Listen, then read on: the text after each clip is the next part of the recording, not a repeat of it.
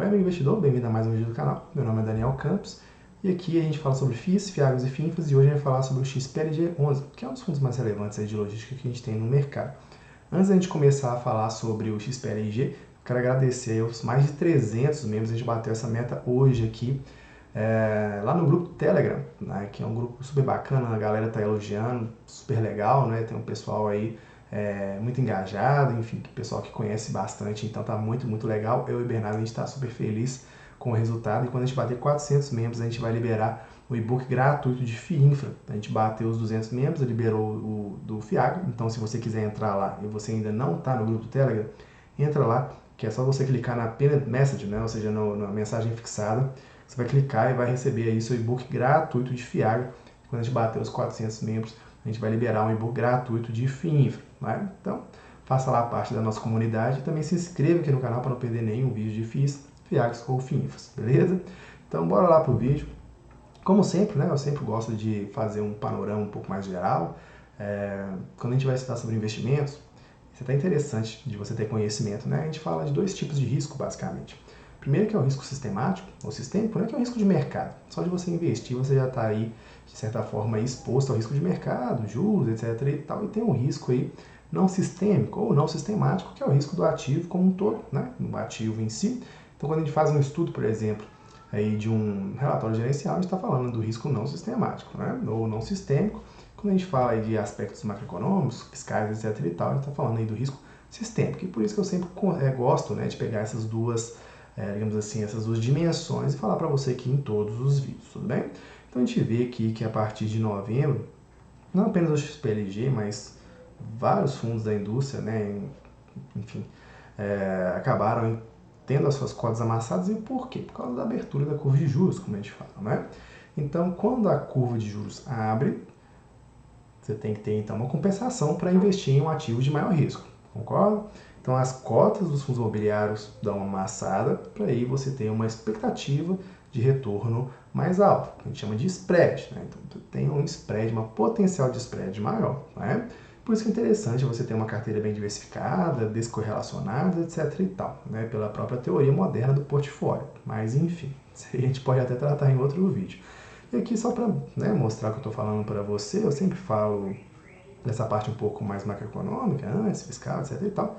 Peguei aqui o Tesouro IPCA 2035 com uma taxa aqui que a gente vê que ele tem aí um aumento dessa taxa, né, ao longo aí do segundo semestre do ano passado e especialmente aqui no segundo semestre, né, assim, bem no finalzinho de novembro. Uma expectativa aí que o mercado tem, o mercado ele vive de expectativa, né? Ele antecipa, digamos assim, o que vai acontecer e aí, né, em função de todo o cenário macroeconômico, fiscal, ele fez aí então uma precificação desses ativos e quando então tem uma abertura da curva de juros dos títulos públicos, né, que eles balizam, né, o que o mercado chama aí de ativo livre de risco, apesar de que isso não existe, como eu sempre falo, né, o mercado ele tende a balizar aí os outros tipos de ativos, né, da renda variável, etc e tal. E aí a gente vê que as cotas dão uma amassada. Então é isso, né? São essas correlações que a gente tem que começar a entender. Você que é investidor tem que começar a entender essas correlações. Hoje, então, como eu, né, falei no início do vídeo, a gente vai falar sobre o XPLG, que fez aí dois fatos relevantes, um dia 3 e outro dia 14 de fevereiro, que é o mês que eu estou gravando esse vídeo. Ele tinha também feito um outro fato relevante antes, só que ele foi englobado aí nesses últimos dois, então a gente vai falar sobre ele, né? É um fato relevante aí que acabou preocupando algumas pessoas, enfim, então a gente vai discutir um pouco sobre eles. Primeiro vamos começar com do dia 13 de fevereiro, né? Vamos ir na ordem cronológica. Enfim, o primeiro fato relevante é que a própria gestora vem e fala, né? A própria Vortex, a própria administradora vem aqui e fala, né? Neste ato, comunica essas cotistas do mercado em geral que celebrou o contrato de locação de imóvel com a empresa de segmento de comércio varejista, né? Olha só como é que, enfim, vai tudo conectado na medida que a gente vai falar esse vídeo aqui sobre economia e macroeconomia, por isso que eu sempre gosto de trazer para você esse cenário um pouco mais macroeconômico, fiscal, etc e tal, né? Enfim, comprado de dividendo de 60 meses a contar da 10 de fevereiro de 2023, referente a 36 mil metros quadrados, né? Aí fala aqui, né, de especulativo extremo aqui em Minas Gerais, no qual o fundo é proeminente comprador de 64% aqui, enfim, né, no estado de Minas Gerais, com endereço, aí fala com o endereço, né, enfim. Essa alocação representa aproximadamente 46,9% da ABL total do empreendimento. Lembrando que o XPLG ele é um dos fundos mais relevantes até em termos de ABL também, né, de área bruta locável.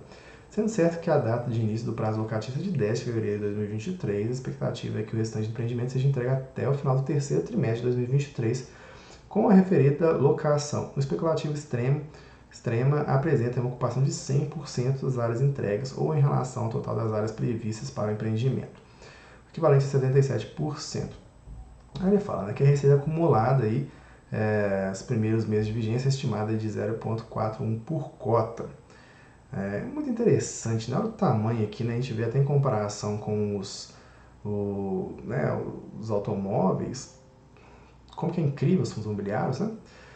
Quando que uma pessoa física, eu e você, conseguiríamos entrar em uma participação de um projeto tão grande assim, né? A gente vê até mesmo em perspectiva, como eu estava falando, muito interessante, né? E aí fala, né, por sua administradora Vortex Distribuidora, como a gente falou antes, né? Então, o que mostra para mim que é mais legal para ver é o tamanho dos empreendimentos que os fundos imobiliários conseguem abarcar. Para mim é só o início, inclusive, né? A gente tem muito a crescer ainda, mas que pessoas físicas muito provavelmente não teriam o capital para fazer esse tipo de empreendimento ou participar desse tipo de empreendimento. O segundo fato relevante, aí sim, né, que vai adentrar um pouco mais no que chamou a atenção do pessoal, né, enfim, da própria questão das lojas americanas, que chamou muita atenção do mercado, claro, né, não foi um evento qualquer, foi um evento muito relevante, negativamente relevante, inclusive. Então a gente vê aí, né, enfim, foi com consequências, inclusive, muito sérias, né? Esses dias mesmo, estava ontem, salvo engano, postei nos stories um caso de um investidor que perdeu aí 90 mil, quase que perdeu 90 mil reais, né? Porque as ações, elas, enfim, a empresa entrou em recuperação judicial, as ações aí, né, despencaram, enfim. Então, o mercado financeiro, pessoal, tem consequências muito reais na vida de pessoas reais, né? A gente está falando de sonhos, de objetivos, enfim, então, muito importante a gente entendeu todos os riscos, por isso que eu falo de gestão de riscos, tanto sistemático quanto não sistemático, que você já entendeu os termos, né? Em todos os vídeos que eu falo aqui, para você ter o máximo de ferramentas o possível, para você tomar as melhores decisões o possível. Show de bola? Então vamos lá. Então foi um fato muito sério, grave, que aí imagina ainda que tem muita água para passar pela ponte ainda. Celebrado com as americanas, né? Enfim, recebeu até essa data o valor de 500 mil reais, correspondente à parte do aluguel do mês de competência de janeiro de 2023, com vencimento em fevereiro de 2023, sendo certo que resta pendente pagamento de 800 mil reais. A parcela do aluguel que já foi paga equivalente a 12 dias do mês de janeiro, a contar do dia 20, inclusive, e a gestora administradora adotarão medidas cabíveis nos termos do contrato e da legislação aplicável para a cobrança dos valores inadimplidos, né? Enfim. Então aí tem uma parcela aí desse aluguel. A primeira coisa que eu quero falar é, mais uma vez, né, a gestão de risco ao se investir em um fundo de investimento maior. Eu gosto muito de fundos maiores, eu sempre falo aqui no canal. E por quê? Porque a pessoa física, seja você médico, advogado, engenheiro, servidor público, CLT, empreendedor, etc e tal, você entra já com uma diversificação do seu patrimônio se você souber fazer um estudo e entender o que o produto está se propondo a fazer ali, a cabeça de gestão, como eu sempre falo. Você está sempre comprando ali a cabeça da gestão, né? E aí, se você tiver parte do seu capital, por exemplo, em algum tipo de empreendimento, você pode ser surpreendido com algum imprevisto, né? Vamos supor que você tem uma casa alugada. Se seu inquilino dá algum problema, é isso, sua fonte de receita é única. Então, aqui não, tem várias fontes de receita. Então, é um fato, sim, que chamou a atenção do mercado. Como eu disse, né, casas americanas foi um fato aí grave, muito grave, né? Mas é interessante, né? Como, mais uma vez, né, como que os investimentos em fundos imobiliários são interessantes se você souber estudar um produto, claro, né? Então, como informado no comunicado do dia 20 de janeiro de 2023, conforme indicado no relatório gerencial relativo ao mês de dezembro de 2022, na visão da gestora, o imóvel que possui especificações técnicas de elevado padrão está aí com o valor de locação dentro dos parâmetros praticados no mercado. Mais um adendo que eu quero fazer aqui é isso também. É interessante você olhar imóveis com contratos longos, né? Eu particularmente, inclusive, gosto muito de ver fundos com contratos atípicos, enfim, longos, né? Com garantias um pouco mais rígidas. Mas é importante você olhar o imóvel, a qualidade do imóvel, como é que ele está sendo bem cuidado, enfim, ele está ali com boas condições, boas especificações, boa localização, perto dos grandes centros urbanos, né? Enfim, imóveis, por exemplo, de galpão logístico é interessante aí você tá dentro ali do centro urbano. Por exemplo, essa câmera que eu estou gravando para você é uma câmera nova, inclusive já utilizei na live, foi super bacana que a gente fez sobre os rendimentos dos fiagros, eu e o Bernardo, dá uma olhada lá, caso você também goste de fiagros, né? Ela veio por meio do e-commerce, né? Aqui também é um caminho sem volta, na minha opinião. Então é muito interessante a gente ter todas essas perspectivas também. Então é interessante um fato relevante desse, apesar de que, na minha opinião, isso não prejudica, né, a saúde financeira do fundo como um todo. Claro, é algo a se manter atenção, né, prestar atenção, óbvio, mas é muito interessante isso, né, como é que é importante a gente saber estudar um produto antes de colocar o nosso dinheiro lá, porque, né, inclusive eu sempre falo isso, né? Se você é assalariado, o que você faz é trocar sua vida por dinheiro. É isso que você está fazendo. Você está pegando seu dinheiro e falando assim, olha, toma aqui a minha hora, e aí você me dá um dinheiro. Mas você pega esse dinheiro e coloca aí em investimento de renda passiva para você aí desconectar, de certa forma, aí o que você faz na sua vida com o que você ganha. Então você pode fazer outras coisas da sua vida. É isso. Essa é a ideia da independência financeira. Mas, entretanto, contudo, todavia, então a gente tem que valorizar muito o nosso dinheiro. Por quê? Porque o dinheiro é um tempo de vida que você gastou ali, né? E não volta mais. É uma commodity escassa, não é isso? Então, enfim. E que ele fala, né? Que a gestora mantém sua previsão de manter o patamar atual de distribuição de 74 centavos por cota para esse semestre. Gestão de risco, como eu falei, né? Eu estava refletindo esses dias e eu lembrei que eu não falei aqui no canal ainda sobre as lojas americanas, e só para quem ainda não entendeu muito bem o contexto, depois eu vou entrar mais no XPLG, né? Mas é só para entender aqui o contexto das lojas americanas, o que aconteceu, e foi a explicação que, na medida que eu fui pesquisando, que me pareceu mais sensata, né? Vamos supor que você é um pequeno varejista da sua cidade, aí você está ali comprando os insumos aí de um fornecedor e você está querendo vender esses seus produtos. Show de bola, é isso, né? É isso que é o varejo, né? Entrega aí diretamente para o consumidor final, isso que é varejo. Então, o seu consumidor final vai falar assim, olha, fulano, você pode me vender parcelado? Aí você fala, show de bola, sem problema algum, te parcela até 2, 3 vezes sem juros, não tem problema nenhum. Então quando você vai virar lá para o fornecedor fala assim, olha, fulano, eu quero receber à vista, pagar meus funcionários, etc e tal. Aí você fica ali com uma desconexão de fluxo de caixa, né? Alguma coisa, né, não conecta, uma coisa não conecta com a outra. O que você faz então?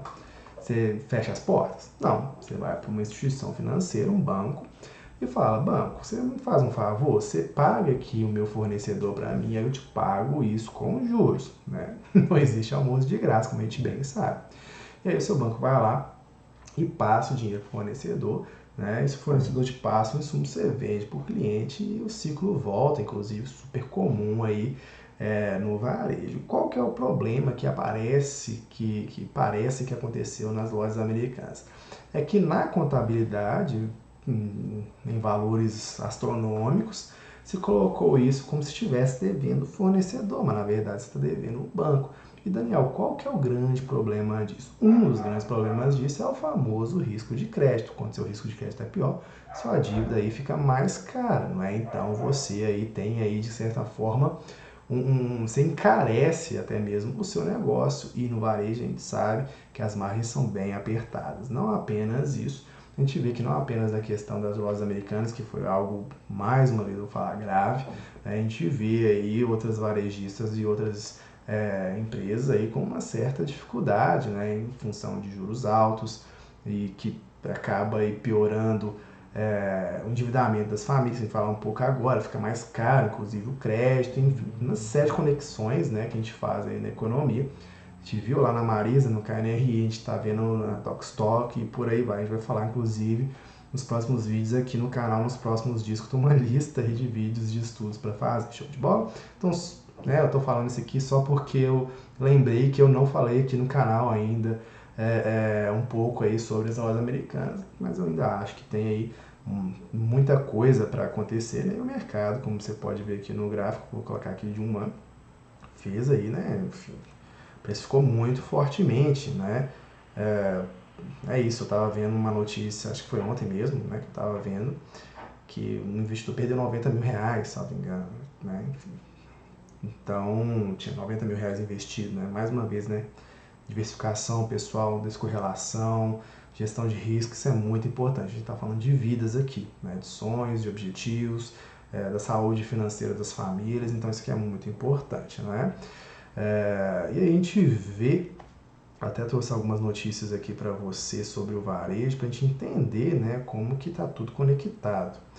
As famílias de baixa e alta renda entram em 2023 mais endividadas. O lado positivo é que parece que o endividamento aí subiu em comparação de 2022, mas está desacelerando, né? A gente vê, eu trouxe mais um gráfico para você aqui, dessa vez do IBGE, que a gente vê que de fato o varejo ele tem ciclos, né? A gente pega aqui, por exemplo, ao longo dos anos de dezembro, tem aqueles picos, né, de venda, nada novo sobre o horizonte, mas ele parece que vai crescendo, né, que a gente olha pelos próprios gráficos, apesar desse ciclo. Então isso aqui é positivo, né? Então a gente vê que aí o IBGE é uma instituição muito séria, então, né, me parece que ao longo prazo aí a gente vê que a economia do país, ou pelo menos a gente parece e espera que ela vai agregando valor, né, enfim, dando aí mais dinamismo ao país, que a gente sempre torce. É isso, a gente sabe dos desafios do nosso país, a gente vive nele, então a gente sabe muito bem, mas a gente torce que se desenvolva cada vez mais, e varejo é fluxo, né? Então, assim, com certeza uma dimensão muito, muito importante do nosso país. Show de bola? Agora sim, vamos fazer lá o estudo do relatório gerencial, lembrando, né, que os varejistas aí, eles têm um impacto na indústria logística brasileira, óbvio, né? Então, é muito importante a gente entender que existem ciclos, que juros impacta, inflação impacta, enfim, tudo isso impacta, né? Então a gente entender aí antes de ficar surpreso com algum tipo de resultado ou não. O lado positivo é que os fundos imobiliários, eles estão ali, digamos assim, eles não são varejistas em si no caso dos galpões logísticos, né? Eles estão ali com galpões. Se for um bom imóvel, por exemplo, aí ele pode ser locado para outra empresa, né? Esse que é o lado positivo. Então bora lá. A gente vê que o PL é um PL super relevante, de 3 bilhões, um número de cotistas aí de 300 mil cotistas, né? Super relevante, lembrando que a gente bateu 2 milhões de cotistas, né? Uma taxa de administração aí um pouco salgadinha, na minha opinião, de 0,95% a 0,75% em regra de cascata, né? Taxa de performance que aí acaba aí, né, dependendo do benchmark, dando uma encarecida maior, né? Quando a gente olha no Funds Explorer, a gente vê que está amassada a cota de 0,82 preço sobre o valor patrimonial, e é isso, né? Eu sempre falo. Ah, Daniel, mas e a renda fixa está super alta? Pessoal, é muito interessante você ter uma carteira diversificada, descorrelacionada. Eu sei de pessoas que investem 100% na renda variável, aí, né, vai de cada um, enfim. Mas eu acho interessante aí você aproveitar as oportunidades, né, tanto com os juros reais altíssimos que o Brasil tem na renda fixa, mas também com os spreads super altos também que a renda variável traz, desde que você goste do ativo, mais uma vez, não apenas o XPLG, mas qualquer outro ativo, qualquer outro produto que você venha aí a gostar, tudo bem? Uma rentabilidade no mês de 0,81%, valor patrimonial de 114, com valor de mercado secundário de 93. Patrimônio líquido a gente já falou, de 3,1 bi, dividend yield de 0,81% e rendimento de 0,74%. A gente já viu aí que a própria, né, estava lá no próprio fato relevante, que se espera que se mantenha uma certa regularidade nesse rendimento, e eu gosto bastante de fundos imobiliários, FIAGRAS, FINFRAs, que tendem aí a ter uma certa recorrência, né, uma proposta aí de rentabilidades um pouco mais equilibrado. Eu gosto bastante. Uma liquidez diária de 31 mil é um fundo super relevante, como eu já disse, né? Um dos fundos de logística mais relevantes que a gente tem no nosso país. Bora lá voltar aqui.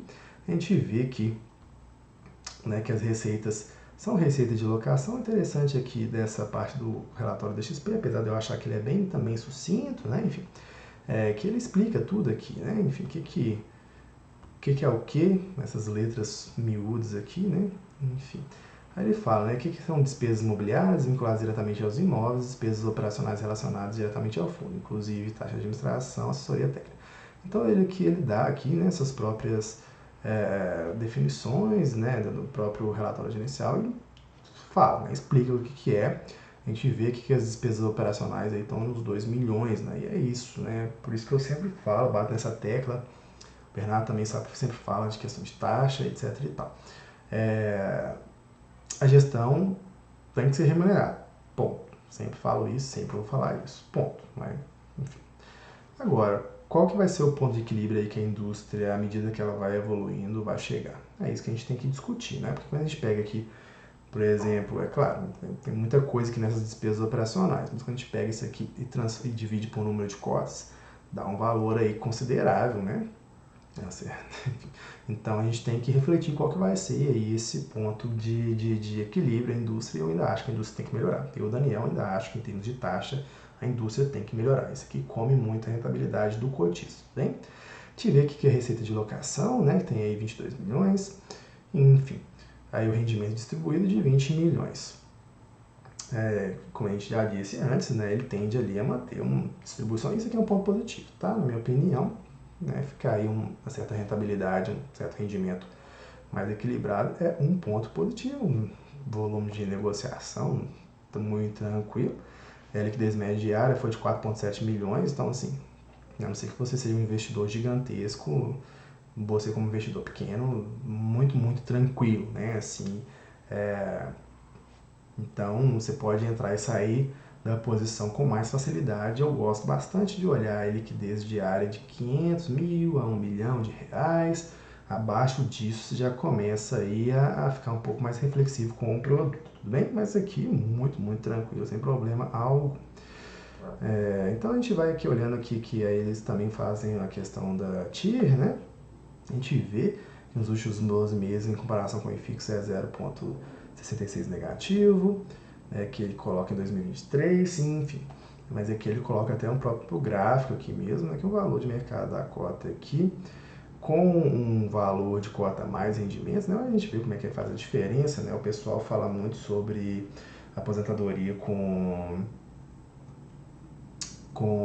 FIIs de papel, né, que a gente chama de fase de usufruto, né, tem a fase de acumulação e tem a fase de usufruto, e aí que o pessoal fala que para reinvestir mais nos fundos de papel do que de tijolo faz sentido, né, porque os fundos de papel muitas vezes entregam a reposição da correção monetária, né, IPCA, GPM, etc e tal. Entretanto, com tudo a ver, a gente vê como que, de fato, o reinvestimento também nos fundos de tijolo faz muito sentido, né, isso a gente está aqui olhando no próprio gráfico.